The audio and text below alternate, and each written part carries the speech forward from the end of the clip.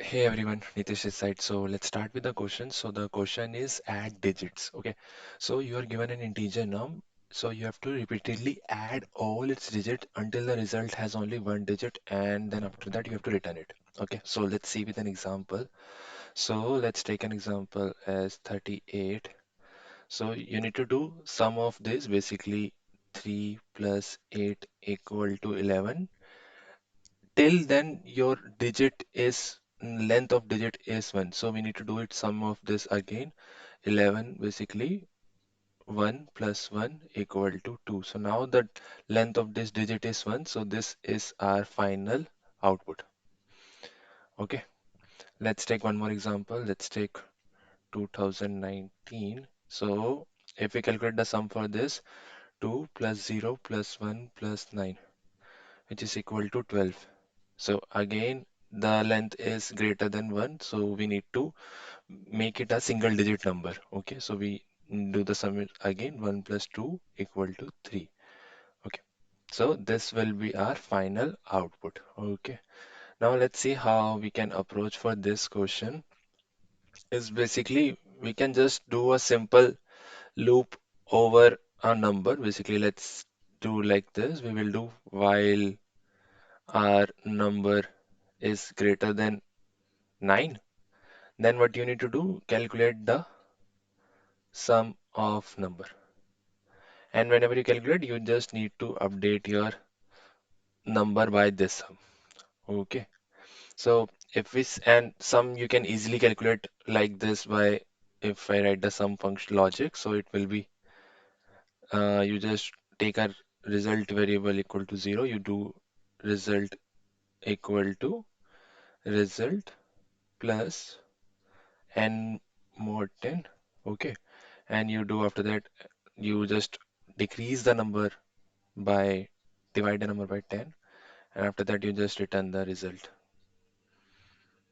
Okay, so by this way you can solve this problem. And if you see the time complexity for this, we just using integer, and integer has a maximum number as 2 to the power 31 minus 1. So it's a constant time complexity. Basically, if I calculate the time complexity, it's big O of C.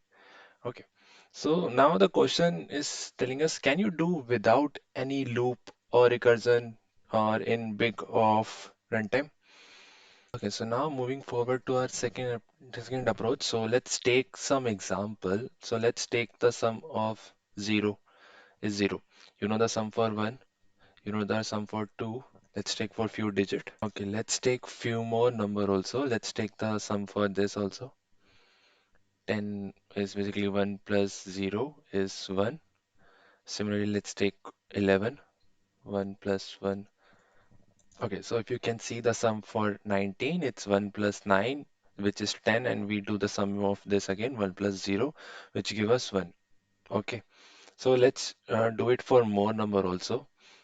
Okay, so I have written some few sample case. So if you can see the pattern, basically our sum final output is basically in ranging from 0 to 9.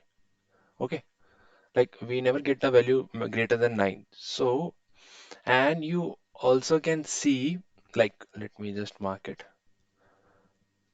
Like after every in basically multiple of 9, we start again from 1. Okay, so you can see from here to this point. Okay, we have a sum as basically you can say 1 2 3 4 5 6 7 8, and after that we get a 9 as a multiple of 9. Okay, now if you again see 18 is also a multiple of 9.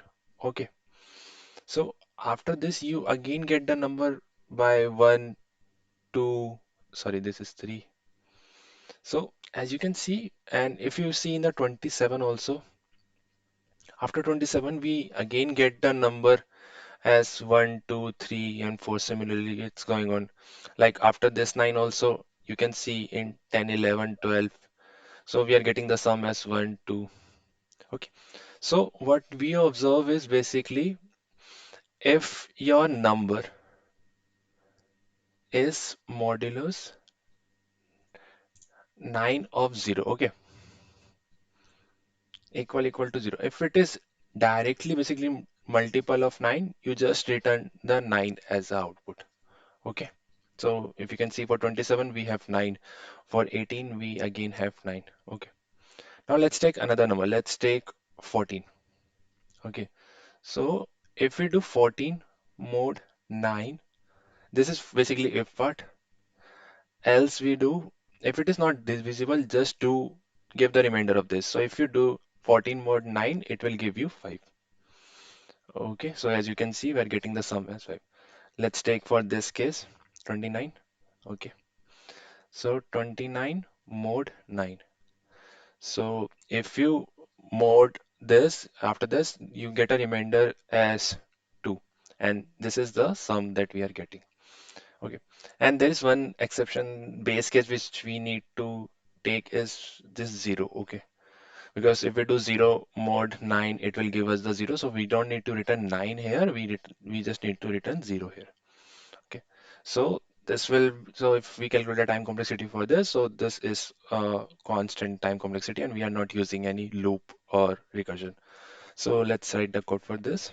Okay, let's write the code. So what we will do, we will just do return. We'll check if number mod 9 equal to 0, then just return the 9. Otherwise, return num mod 9. Okay. And what will be our base case? So if number is equal to 0, then just return 0. Okay. Now let's run the code and see. Okay, so as our code is accepted, let's submit it. Mm, let's see. So this is also submitted. So thank you for watching my video.